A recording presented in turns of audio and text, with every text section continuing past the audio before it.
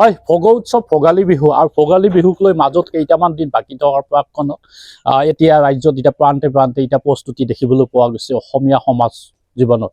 আৰু মই বৰ্তমান উপস্থিত আছোঁ নলবাৰী জিলাৰ যি নলবাৰী বাক্সাৰ সীমান্ত অঞ্চলত চাপলেগুচিৰ এখন গাঁৱত আছোঁ, ভিতৰৰ গাঁৱত উপস্থিত আছোঁ। আৰু মই যিহেতুকে ইয়াত উপস্থিত আছোঁ এইটো কাৰণতে উপস্থিত আছোঁ যে ভোগ উৎসৱ ভোগালী বিহু আৰু ভোগালী বিহুক লৈ আমাৰ আচলতে অসমীয়া জাতিৰ এটা প্ৰাণৰ উৎসৱ। আৰু এই উৎসৱক লৈ আচলতে আমি বিভিন্ন খাদ্য আমি প্ৰস্তুত কৰিব লাগিব যিহেতু ভোগ উৎসৱ ভোগালী বিহু। আৰু মই এটি উদ্যোগ উপস্থিত আছোঁ যিহেতু কি আমাৰ পিঠা লাড়ু উদ্যোগ এটা উপস্থিত আছোঁ। তৃষ্ণা যি ভোগালী জলপানত মই উপস্থিত আছোঁ। মই সামগ্ৰিক পৰিৱেশ মই কিছু দেখুৱাবলৈ চেষ্টা জনাইছোঁ যে বিধে বিধে আচলতে ইয়াত পিঠা লাড়ু যি গুড়া সান্দাকে ধৰি আচলতে বনোৱা দেখিবলৈ পোৱা গৈছে। নাৰিকল চুৰুকা দেখিবলৈ পোৱা গৈছে। আচলতে ইয়াত দেখিবলৈ পোৱা গৈছে মই সামগ্ৰিক পৰিৱেশ দেখিলোঁ পিঠা যি নাৰিকলৰ লাড়ু তিলৰ লাড়ু আচলতে ইয়াত বিধে বিধে যি প্ৰস্তুত কৰা হৈছে যিহেতু কি এই লাড়ু পিঠা সমগ্ৰ অসমত আচলতে ইয়াত ইতিমধ্যে যি স্বত্বাধিকাৰী আমাক জনাইছে বিভিন্ন অঞ্চলত যাব এই বিক্ৰী কৰিব। আৰু মই তেখেতৰ ওচৰলৈ আহিছোঁ দীপক তালুকদাৰ। তেখেতৰ আচলতে কেইবা বছৰ ধৰি আচলতে যি প্ৰচেষ্টাত তেখেতে নিজেই স্বাৱলম্বিতা যি নিদৰ্শন দাঙি ধৰিবলৈ সক্ষম হৈছে। আৰু লগতে তেখেতৰ লগত ইয়াত 10-15গৰাকী পুৰুষ মহিলাকো ইয়াক স্বাৱলম্বিতা কৰা নিদৰ্শন দেখুৱাইছে। ধন্যবাদ দিছোঁ, নতুন বছৰ আপোনাক শুভেচ্ছা জনাইছোঁ। কি ক'ব আচলতে? কি ক'ম মানে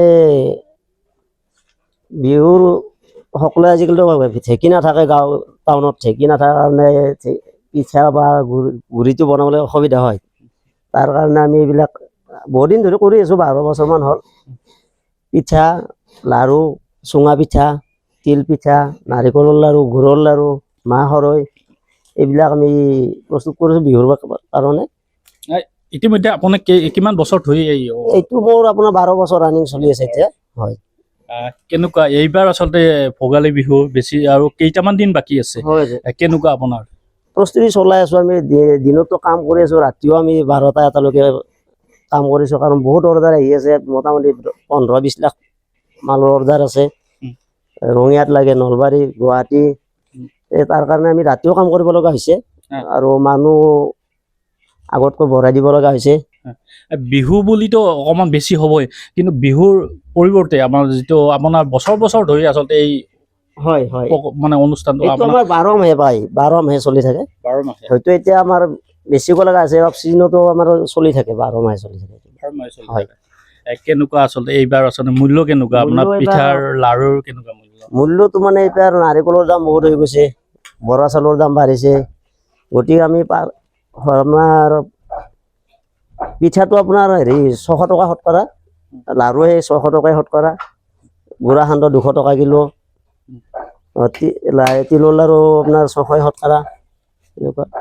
আপোনাৰ সৈতে কিমানজন মানুহ ইয়াত জড়িত হৈ আছে? মোৰ সৈতে এতিয়া বৰ্তমান 15জন মানুহ লাগি আছে। 15জন। হয়, বছৰ বছৰ ধৰি তেখেতসকলে কাম কৰি আছে। আৰম্ভণিৰ পৰা আছে, সেই মানুহ আছে, এই 15জন মানুহ আৰম্ভণিৰ পৰাই ইয়াতে কাম কৰি আছে। এই পিঠা লাড়ু ক'ত যায়? অসমৰ বিভিন্ন প্ৰান্তত যায়, বহুত জাগাত যায়। নলবাৰী, গুৱাহাটী, বৰপেটা, ধমধমা, বৰমাই, বহুত জাগা, অসমৰ চব জাগাতে যায়। তাৰমানে ফোন কৰি আহে, লৈ যায়। কেনেকুৱা ইনকাম কেনেকুৱা হৈছে আপোনাৰ? আপুনি যদি 12 বছৰ ইয়াত কাম কৰি 12 বছৰ ধৰি আপুনি এইটোৰ লগত জড়িত, ইণ্ডাষ্ট্ৰিটোৰ লগত জড়িত, গতিকে 12 বছৰ কেনেকুৱা ধৰণৰ ইনকাম আছে? ইনকাম ভালে আছে। কষ্ট কৰিব লাগিব, অকণমান বেছি কষ্ট হয়, কিন্তু ইনকাম আছে। আৰু আনেও কৰক, ভাল হেৰিটো। আৰু আপোনাৰ এইটো ইনকামৰ কথাটো ইনকাম আৰু সন্মানো আছে। এইটো বহুত মানুহ আমাক বহুত মৰম কৰে এইটো কৰাৰ কাৰণে, যে অসমীয়া মানুহ, অসমীয়া হেৰি এটা চলাই আছোঁ ইমান ভাল। যিহেতু কি আমি অসমীয়া জাতি, আমি পৰম্পৰা ভোগালী বিহু আৰু ভোগালী জলপান আমি তৈয়াৰ কৰিবলৈ প্ৰস্তুত কৰিব লাগে আৰু আমি বিলাব লাগে। হয়, নানা জেগাত ধৰি লওক টাউনতে ঢেঁকী নাই, কেনেকৈ খাব? আমি ইয়াৰ পৰা পঠাই দিওঁ তেনেকৈ।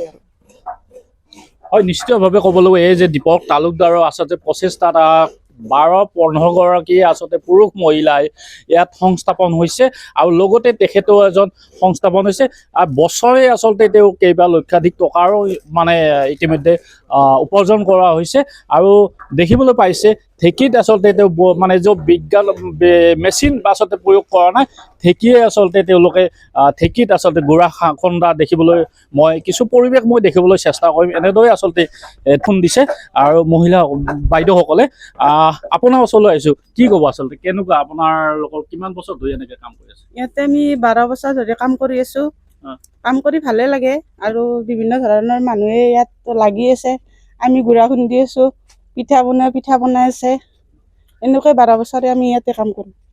যিহেতু একাংশ মহিলাক দেখিবলৈ পোৱা যায়, একাংশ মহিলা বুলি কৈছোঁ, সেইটো কাৰণেতো কৈছোঁ যে ঘৰত জুম পাতি বহি বা মোবাইল পিটিকি থাকে, আপোনালোকে আচলতে 2 টকা ইনকাম কৰাৰ কাৰণে এই দীপক তালুকদাৰৰ সৈতে জড়িত আছে। কেনেকুৱা অনুভৱ কৰে আপুনি, তেওঁলোকক কি জনাব?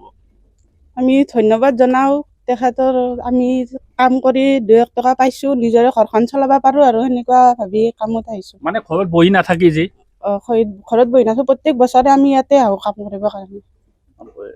ভাল লাগিছে, ভাল লাগিছে, বহুত মানে ভাল এই লাগে। আপোনালোকৰ পৰিয়ালটো চলি আছে। চলি আছে। ধন্যবাদ দিছোঁ এগৰাকী মহিলা ঢেঁকী খুন্দাত ব্যস্ততা হৈছে। বিশেষকৈ এই যি প্ৰচেষ্টা দীপক তালুকদাৰৰ আচলতে সুন্দৰ পদক্ষেপ আচলতে লৈছে, তেওঁ নিজেও আচলতে ব্যস্ত হৈ পৰিছে আৰু আন 10-15 গৰাকী পুৰুষ মহিলাকো ব্যস্ত কৰা পৰিলক্ষিত হৈছে।